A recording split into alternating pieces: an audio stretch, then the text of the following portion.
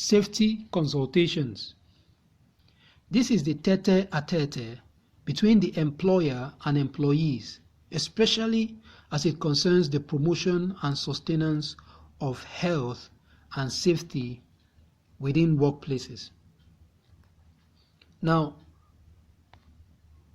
for a good health and safety policy to be able to be drafted, there is a need for continuous safety consultations. The employer cannot just come and draft out what he believes is a safety policy and then marshals it out to everybody, to the employees, for them to implement and all that. That would never be efficient. That would never be effective. It will not work that way, because the employees are the ones in the forefront. They understand what is happening. They understand what they go through. They understand the hazards that they face. So it will be necessary and very, very important that the employer and the employees have a face-to-face discussions in the process of drafting out a policy statement or a safety policy statement. So this communication between the employee and employer is what safety consultation is all about. So health and safety statements or systems of works must never be drawn in isolation of neither the employees nor the employers. As a matter of fact, the employer is by law expected to consult the employee when drawing up health and safety measures within the organization, seeing that the employees are well in the know of happenings within the organization. Likewise, it is demanded by law that open channels exist for employees to consult, communicate their concerns, health and safety concerns, to their employers. So it shouldn't be a situation where the employees are muffled. Whether they are going through issues, the employer does not want to know. He doesn't want to give a listening ear. Where laws as touching safety and health of employees are held and promoted and followed through, such an employer is going to pay heavily for not giving an ear to employees as touching their safety, especially when eventually hazardous events happen and then it hurts the employee. Actually, we need to begin to work out a system in our country where employees are treated as nicely and wonderfully as possible. In our country, it seems labor laws are not working for the employees at all. And I think what happens, or what is happening, is that there is nobody policing employers effectively enough to make sure that employees have a very good working environment in their places of employment.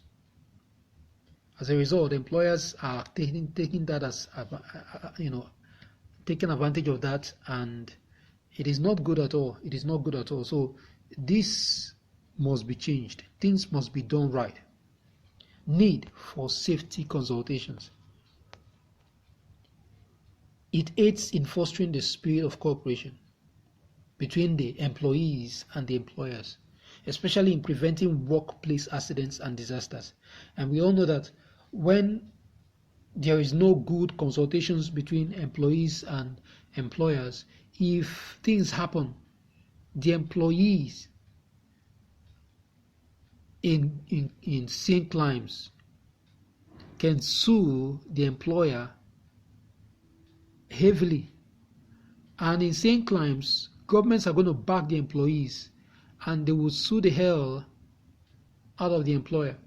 So in same claims, what happens is that it's actually the employers that try as much as possible to make sure that things are done rightly, that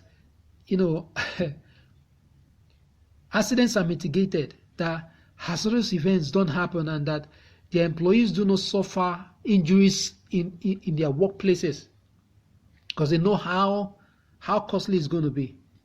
Come to talk of, if there happens to be an explosion, the damage is going to cost to their facilities and all that, how much it will cost them, how much damage is going to cost to their image as a company, and all that. So the employers are the ones that actually champions a good statement for health and safety in their organizations.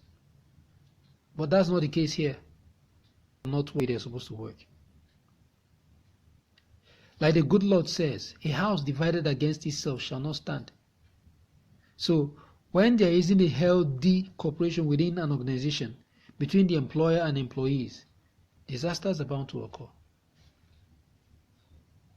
Therefore, in order to prevent accidents and ill health, be able to highlight problems and identify means of overcoming them, consultation between employers and employees is paramount. Hence, employees must be given the encouragement to report shortcomings as touching health and safety matters, including the provision of feedbacks and suggestions needed to improve on existing health and safety policies. When consultations are essential. Consultations become absolutely necessary, especially when new changes have been introduced within the organization or work processes. Yes, these consultations can happen or are necessary either when there is a need to draw up a new safety policy, or when new changes have been introduced into the organization. Other times when it becomes necessary are when there's an introduction of new technologies or products for the performance of works. Here there is a need to revisit the safety statement or safety policy. There must be the consultation between the employer and employees during the determination of risk factors within the workplace. Another time when this is necessary is when planning and organizing health and safety training.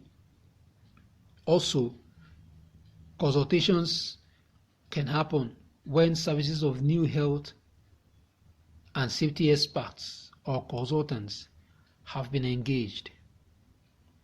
So this is it for safety consultations.